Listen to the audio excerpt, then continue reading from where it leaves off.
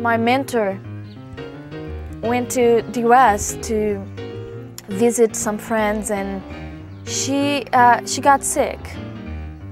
The clinic manager was this young man that loved the Lord, was completely sold out to the Lord, and she thought it would be a good thing if we could be friends. And she told me about Ju, because Ju had just come to receive the Lord recently, and her only Christian friends were the ones that she had led to the Lord. I did not want to look for, you know, a boyfriend or... I went home that day, called my cell group leader, and told him I just heard about the girl I'm going to marry. Andrew and I had been emailing each other for about a month, and we've been just pouring out our hearts. And just started pouring our hearts out to each other. I prayed one night, and it was a prayer in silence between the Lord and I prayed for confirmation. You know, I didn't need confirmation because when I heard about her, I knew that she was to be my wife. I wanted Andrew to send me Isaiah 61, 1-3, which was my call to missions. If he is the one, have him send me Isaiah 61, 1, 2, and 3 the very next time he writes. As I said, Lord, just have him send me that verse, this verse, tomorrow, on his very next email. And he did it. And I did. Bold letters, green font. Isaiah 61, center justified, green, and then a paragraph back at 10, default font at the bottom.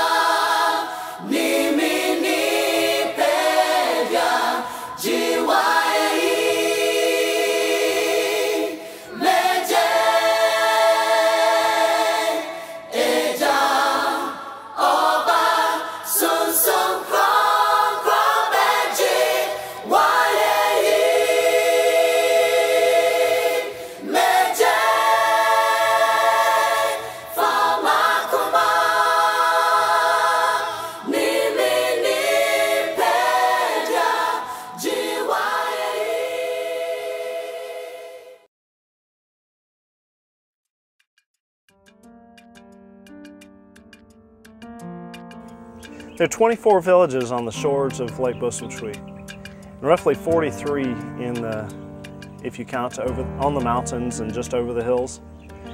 And our clinic is as the only doctor.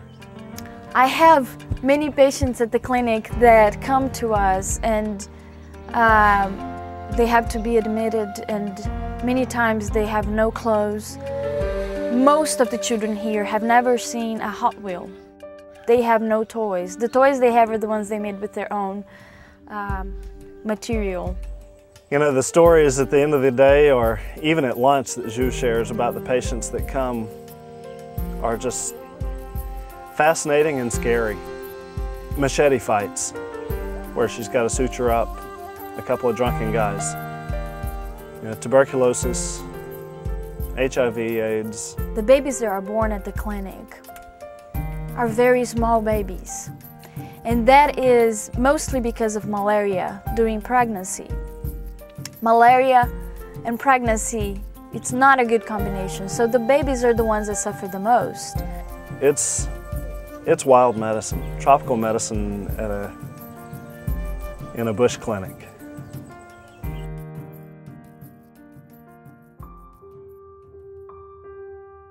I was unpacking my bags. It was our first day here. And someone came into the house saying there was a man dying at the clinic, that I should go. I was walking down the hill and I heard a few words about cholera, and I heard that there were already half a dozen of people dead because of cholera. And I went down this hill thinking, Lord, what am I doing here? My first patient was Kwame. Kwame was almost dead. Many followed after Kwame. We had over 100 patients with cholera since that day. Life here teaches us about depending on God 100%, 365 days out of the year. They were trying to put an IV in a guy yesterday. And in order to keep the IV in the person's vein, you have a strip of tape. So I went around all over trying to find medical tape.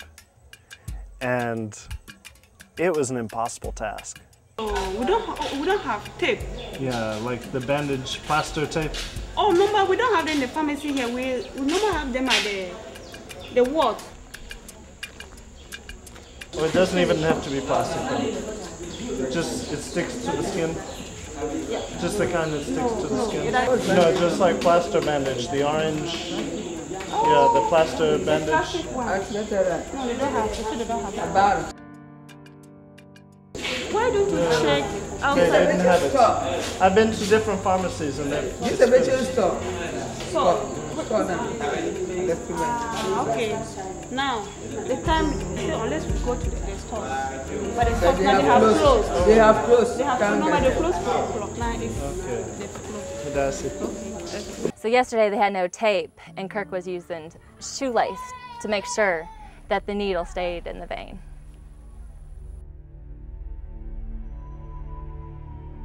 One of the biggest challenges of living here is raising children in a village. People who've never been around white people. Never been around such strange looking people that wear different clothes, that have different customs, that have furniture in their house and need electricity and different basic things like a refrigerator, which is strange to them. What would you do if every day in your life was unpredictable? What would you do if you lived in a place where snakes can be so poisonous that in 30 minutes before you reach a hospital, you can be dead? You can either pack your things and go home. You can either live a very stressful life, or you can choose to surrender every day and give it to the Lord and trust. God is not safe. So why should we be looking for safety? You want to show your children there is no better place to be than in the center of God's will for your life. He is faithful. And our children are His children.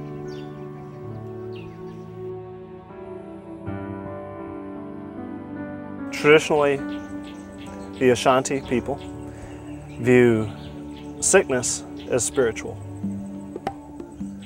So when someone has malaria, it's not of what caused the malaria, such as a mosquito, but who sent the mosquito. What is the spiritual root cause of it?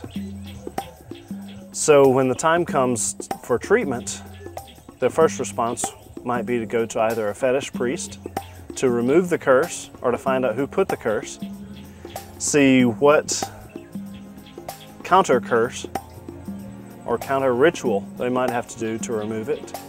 Or the other option might be to the herbalist, who would give some traditional medicine, a local plant.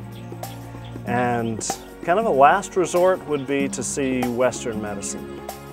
For them to come to someone that is going to give them medicine in a time of need, but also pray with them. I am Ebenezer Opoku, and I work at the clinic as a chaplain. I was born at this village, attended school at this village. I was afraid of ghosts, I was afraid of witch and wizards. I wasn't having Christ in me. And that makes you scared. Since Reverend and Julie came, there's a great change. And first, people come here, sometimes you don't have the drugs and they will die. But now, since they came, the loss of lives. You know, the one who is within you behind you, besides you, is greater than every other spirit, and you can walk over them.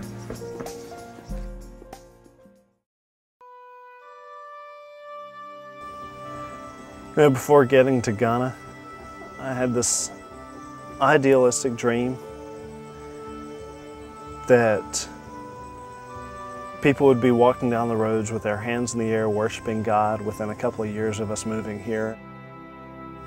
But the reality is, I can't go out and preach in the churches like I thought I would be. It's not the time. But He's placed me with a few choice people to disciple. There is a body of believers in this place. And I believe they're the ones that have been praying for many years. And I believe it was their prayers that brought Andrew and Juliana all the way from America and from Brazil to come live here. Our work here is covered in prayer. And it's through that, knowing that our Father is listening and answering and taking care of us, because I know that at 5 in the morning in America, this pastor is praying, and that at 8 o'clock at night, someone else is praying, and that the churches across Brazil are praying every day for us, in England and Ireland and America, all over the world. Scripture comes alive when you're doing it. It doesn't matter if we don't have electricity. It doesn't matter if it's hot. The most comfortable place to be is in the center of God's will.